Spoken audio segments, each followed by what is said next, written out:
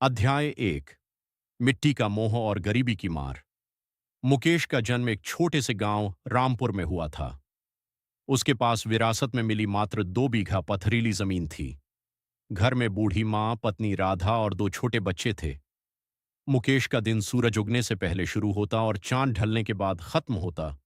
फटे कुर्ते और नंगे पांव वह अपने बैल धुंधु के साथ खेत जोतता, पर सूखी मिट्टी और सिंचाई के साधनों की कमी उसकी मेहनत पर पानी फेर देती थी। अध्याय 2। कर्ज का जाल और निराशा के बादल। एक साल मानसून ने धोखा दे दिया। फसल सूख गई और साहूकार का कर्ज पहाड़ बन गया।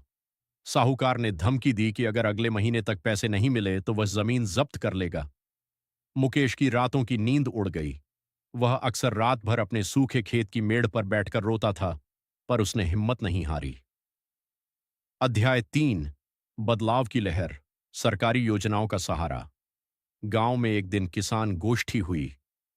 मुकेश को पता चला कि सरकार मुख्यमंत्री कृषक समृद्धि योजना और प्रधानमंत्री कृषि सिंचाई योजना के तहत किसानों को सब्सिडी और सहायता दे रही है। उसने कृषि विभाग के चक्कर लगाए, अधिकारियों से मिला और अपनी जमीन के लिए ड्रिप सिंचाई की सुविधा प्राप्त की।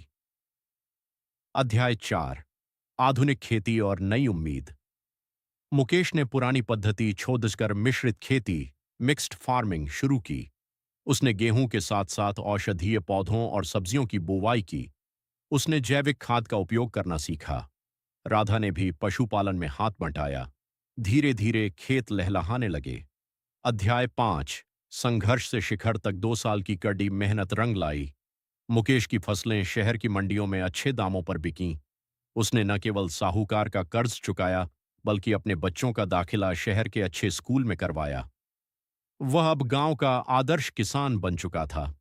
उसकी कहानी हमें सिखाती है कि चाहे परिस्थितियां कितनी भी कठिन क्यों न हों, सही जानकारी और अटूट मेहनत से गरीबी की बेदियों को काटा जा सकता है। निष्कर्ष। मुकेश की कहानी केवल एक व्यक्ति की नहीं, बल्कि भारत के उन लाखों किसानों की है जो देश का पेट भरते हैं और हर चुनौती को मुस्कुराकर मात देते हैं। क्या आप इस कहानी के किसी विशिष्ट भाग, जैसे आधुनिक खेती की तकनीक या मुकेश